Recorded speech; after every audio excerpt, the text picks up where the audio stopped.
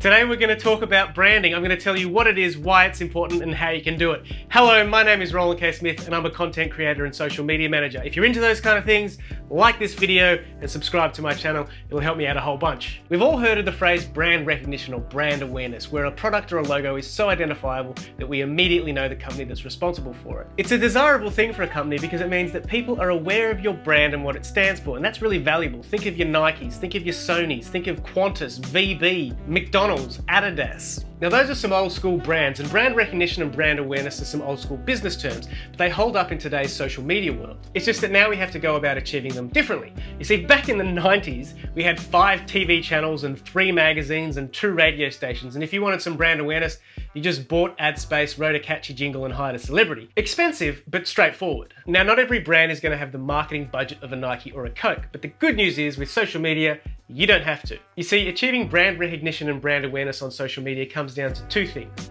personality and consistency. Consistency on social media means that you present yourself in a way that is continuously recognizable.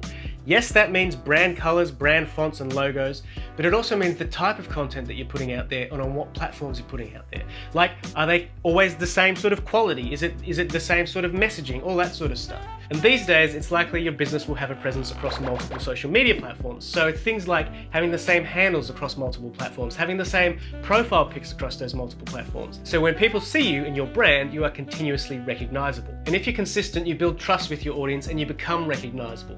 People will be able to see a piece of content and say, oh, that looks like so-and-so's content. Now you can achieve consistency by having a goal, having a content plan, and having a style guide. It's a lot easier to achieve consistency if you know what you're trying to do, how you're going to do it, and what it's going to look like. Now personality is a bit more complex because it requires some self-awareness and some introspection, but it's your personality that is going to keep your customers coming back and staying interested in what you have to say. So brand personality comes down to what you say and how you say it. And this is really important in social media because social media is basically a two-way conversation with your audience. So what are you going to speak to them about and how are you going to speak to them about it? And if you can create a definable personality that is also consistent, then you're going to further build on that trust because your audience will know who you are and what you stand for. Now this gets tricky on social media because you are likely to have some real-time conversations with your audience. Think tweet replies, comments, DMs.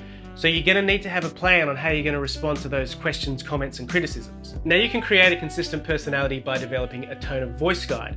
Tone of voice guide or tone of voice document is kind of like a style guide except for how you speak. It's the words that you say and how you say them. Are you going to use big words? You're going to use little words? You're going to use colloquial words? You're going to use professional words? You're going to say them in a positive way, in a casual way, all that sort of stuff. And the idea being that an employee can read that tone of voice document, absorb it, and then go out and speak in the company's tone of voice. Again, you'll need a goal and a plan to go along with your tone of voice guide, but if you know what you're going to talk about and how you're going to talk about it, you're going a long way to defining a consistent personality. Now, there's all sorts of ways that you can figure out your company's brand personality, and it can go pretty deep. You can ask yourself questions like, if my company was a car, what type of car would it be? If my company was a color, what type of color it would be? All that sort of stuff. So maybe in another episode. But how's your brand doing? Do you feel like you have a definable personality?